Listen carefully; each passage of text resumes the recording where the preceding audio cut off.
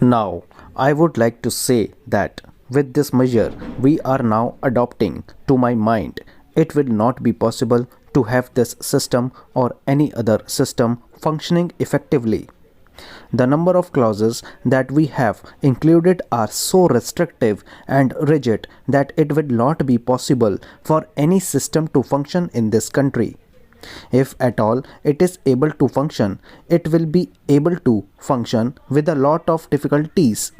It will be said afterwards that the industrial sector, particularly the private sector, has not been able to deliver the goods. I would like to warn the government that if anything happens in the future in which industrial production or production in the private sector has not gone up, it would be not because of any lack of efforts on the part of the private sector, but because of the measure that we are now adopting. I have mentioned several times how this particular bill is very restrictive and how it will hamper the normal growth of companies in this country. It is a pity that when we are on the threshold of the second 5-year plan, such a measure should be passed in this house. I would like I would now like to make a few observations about the speeches of some of the honorable members here. Shri Ashok Mehta justifies the restrictions on managing agents by saying that managing agents are no longer the main source of finance. He also argues that profits have been high and will continue to remain high, and therefore he would like to see the managing agents being paid on a sliding scale. He is in the habit of referring to a number of books and making quotations from a number of them published in America or in other countries, and particularly by some of the professors. I would also like to mention to him that even when companies are floated, it requires a certain amount of confidence amongst the investing public, and it is because a particular firm is managing a particular company that this confidence is created in the investing public. Even there, as the Honorable Finance Minister has said, there is a sort of overall tight control. Now, banks and insurance companies are not floated nowadays. What you have are the few banks which are existing and the few insurance companies that are existing. The other point is that the credit worthiness of the managing agency firm does count to a certain extent in getting credit from the banks and other financial institutions. Yesterday it was mentioned by my honorable friend that the crux of the problem is the question of payment of remuneration to a particular managing agency system. He said that in this bill, a definite encouragement has been given to the alternative type of management, namely the managing director or the manager, where an individual has been permitted to take 5%, while in the case of the managing agency, it has been permitted to take about 10%. I would like to point out to him that it is not merely the question of remuneration which will decide the alternative type of management. The remuneration is not a very important thing. Unless and until you allow a certain amount of flexibility for any system to function, it will not be possible to evolve any other system to take the place of the managing agency system. In spite of so many shackles, you may find that those few business houses which are carrying on now may have to carry on the present basis. You may not find many new people coming in the field. Several times it has been mentioned in this house why the business community has not prescribed for itself a code of conduct.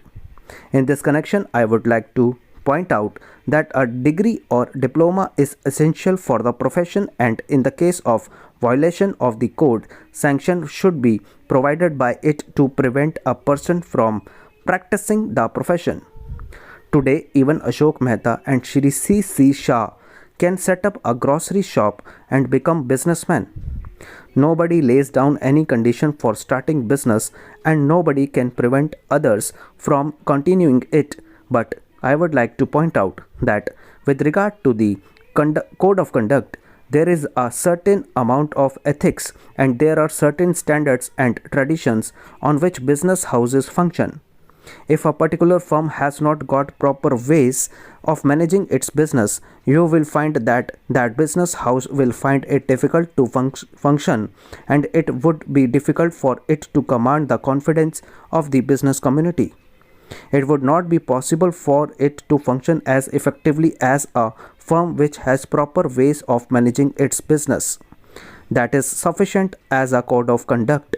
It is not possible to prescribe a certain code of conduct in the manner it has been done for the profession in the journal. In conclusion, I would like to say a few words in regard to employment with which I have been dealing so far. According to the figures supplied, the number of displaced persons from Bangladesh employed through employment exchanges is only 37,000.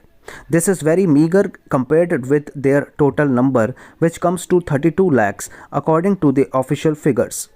This is with regard to Bangladesh refugees. The number of displaced persons from Pakistan employed through employment exchanges is not very encouraging, but still it is 75,000. I would urge upon the Honorable Minister to take this into consideration and see that something is done to find employment for these people. Of course, there is some expenditure incurred on general education and vocational training, but when we look at the number of persons who have been given vocational training, we find that the number already trained and under training is only 17,000. This figure also seems to be very small considering the magnitude of the problem before us. Some programs of general improvement have been undertaken by the government of West Bengal by way of setting up new industries, etc. These programs should be looked into and put into operation with a view to giving more employment to these displaced persons. Within the limit time at my disposal, I shall limit my remarks to refugees from Bangladesh. The first thing which strikes one as one looks at the various brochures and publications that have been given to us is the amount of contradiction one has to battle against. The first contradiction is in regard to the number of persons government think they have rehabilitated in West Bengal.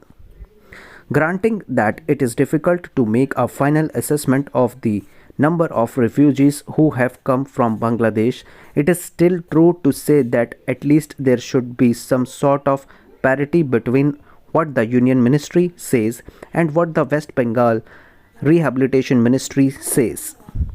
Only a few days ago, the West Bengal Minister of Rehabilitation said that there are 22 lakhs of refugees who have to be rehabilitated, but the central government's figure are 31 lakhs. Unless the government know the number of people they have to budget for, it is rather bewildering to know how they mean to plan in bringing about their rehabilitation.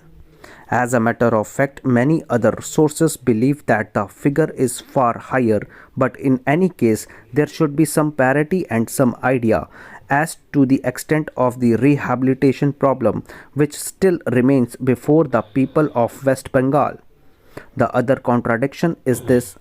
On the one hand, Shrimati Renuka Ray says that in the near future they will be making a successful completion of the work of economic rehabilitation of refugees in that state, but only last year Shri A.P. Jain said that as yet the problem of the displaced persons from Bangladesh was a matter which was giving some concern.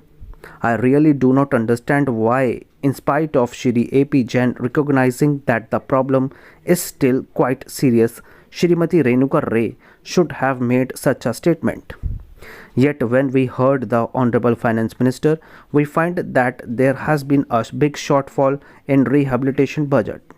I think that if the fact-finding committee's report had been published, the assessment that we have rehabilitated about 50% of the people of Bangladesh who came over as displaced persons would have become quite clear in regard to its incorrectness.